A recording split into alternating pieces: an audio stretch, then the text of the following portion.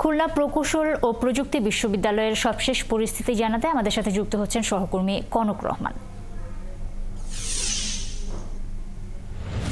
কনক, এই মুহূর্তে সেখানকার কি পরিস্থিতি জানাবেন এবং শিক্ষার্থীরা আন্দোলনে কি কি দাবির কথা বলছেন সে বিষয়ে একটু বিস্তারিত বলবেন। আরও একটা বিষয়, ৩৭ জন শিক্ষার্থীকে বহিষ্কারের সিদ্ধান্তের বিষয়ে সাধারণ শিক্ষার্থীরা কি বলছেন?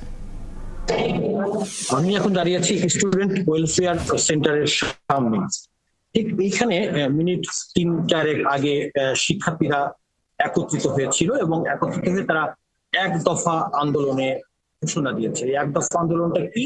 এক দফা আন্দোলনটা হচ্ছে বর্তমান উপাচার্য যিনি রয়েছেন তিনি শিক্ষার্থীদের নিরাপত্তা দিতে ব্যর্থ হয়েছেন। শিক্ষার্থীদের নামে যে বহিরাগতরা যে মামলা করেছে সেই মামলা করার পিছনে উপাচার্যের ভূমিকা রয়েছে, মামলা করতে সহায়তা করেছে বলে তারা অভিযোগ করেছেন।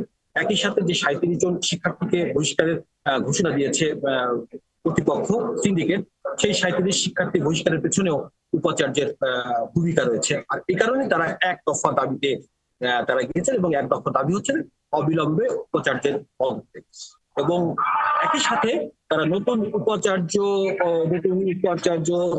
নিয়োগ এবং নতুন উপাচার্যের মাধ্যমে একটি পুনরায় তদন্ত কমিটি গঠনের দাবি জানিয়েছে।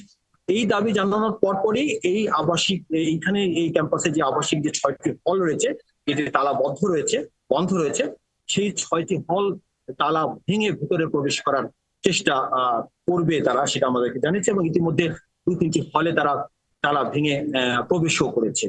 এই যখন সার্বিক অবস্থা, অরাজকতা, অশান্ত পরিবেশ, তখন আমি ব্যক্তিগতভাবে উপাচার্যের সাথে কথা বলেছি টেলিফোনে।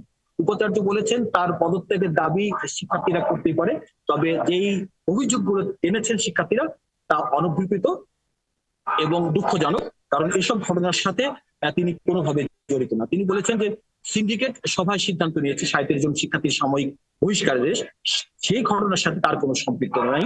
আর বহিষ্কারাদেশ করা হয়েছে বলেই যে বহিষ্কারাদেশ এটা কার্যকর হবে এমনটি নয়, এটি এখন আরেকটি কমিটি, শৃঙ্খলা কমিটির কাছে যাবে। শৃঙ্খলা কমিটি সিদ্ধান্ত নেবে বহিষ্কারাদেশ চূড়ান্তের বিষয়ে। আরেকটি বিষয় বলা হচ্ছে যে হল তালা ভেঙে প্রবেশ করার বিষয়টি জানতে চাইছিলাম উপাচার্যের কাছে। উপাচার্য বলেছেন যে হলে তালা মারা এবং হল বন্ধ ঘোষণা করেছে কর্তৃপক্ষ। এখন কেউ যদি হলের তালা ভেঙে ভিতরে প্রবেশ করে সেটা সম্পূর্ণ বেআইনি এবং এই কুয়েটের যে আইন রয়েছে সে আইন তারা ভঙ্গ করেছে। তবে এই আইন যে ভঙ্গ করলে এই ব্যাপারে কোনো সিদ্ধান্ত হবে কিনা, কারণ আইন ভেঙে শিক্ষার্থীরা হলে প্রবেশ করার চেষ্টা করছে। তবে উপাচার্য বলছে সেটা আসলে পরবর্তীতে বিষয়, তারা সিসিটিভি ফুটেজ দেখবেন, ওই হলের যারা প্রভোস্ট রয়েছেন সেই প্রভোস্টের সাথে কথা বলবেন, পরবর্তীতে তারা এই বিষয়ে সিদ্ধান্ত নেবেন। আরেকটি বিষয় জানিয়ে রাখি যে সেটা হচ্ছে যে তাকে পদত্যাগ করতে হবে। শিক্ষার্থীরা যে দাবি করেছে এক দফা দাবি বলেছেন এটা একান্তই এটা শিক্ষার্থীদের দাবি। এই দাবিটি অনেকটাই হাস্যকর, কারণ কনক, আরেকটা বিষয় একটু জানতে চাচ্ছি, বুয়েটের শিক্ষার্থীরাও একাত্মতা ঘোষণা করেছে, তারা সব কর্মসূচিতে কুয়েটের শিক্ষার্থীদের পাশে থাকবে। এ বিষয়ে কি আপনার কাছে কোনো তথ্য রয়েছে কিনা? বুয়েট সহ বেশ কিছু শিক্ষা প্রতিষ্ঠানের শিক্ষার্থীরা এই কুয়েটের শিক্ষার্থীদের সাথে একত্রতা ঘোষণা করেছে, এটা আমরা গণমাধ্যমে বিশেষ করে একাত্তর টেলিভিশনের মাধ্যমে জানতে পেরেছি। তারা বলেছে এটা তাদের সাথে সংহতি প্রকাশ করেছে, এই সংহতি প্রকাশ করে তাদেরকে তারা ধন্যবাদ জানিয়েছে। একই সাথে পরবর্তী যে আন্দোলন কর্মসূচি তারা ঘোষণা করবে সেই আন্দোলন কর্মসূচির সাথে বুয়েট সহ অন্যান্য শিক্ষা প্রতিষ্ঠানের শিক্ষার্থীরাও একত্রতা ঘোষণা করে তাদের সাথে থাকবে বলে তারা আশাবাদ ব্যক্ত করছেন। আমি যখন আপনার সাথে সংযোগে রয়েছি আমার ঠিক পিছনে কিন্তু শিক্ষার্থীরা আরেকটি হলে তারা ভাঙতে গিয়েছে। এখন সবকিছু মিলিয়ে আসলে এই কুয়েটের বর্তমান অবস্থা, পরিবেশ যদি আমাকে এক কথায় বলতে বলেন তবে মোটেও পরিবেশ অনুকূলে নয়। শিক্ষার্থীদের সাথে কর্তৃপক্ষের একেবারে মুখোমুখি অবস্থান, কর্তৃপক্ষ বলতে যদি বলা যায় সরাসরি উপাচার্যের সাথে।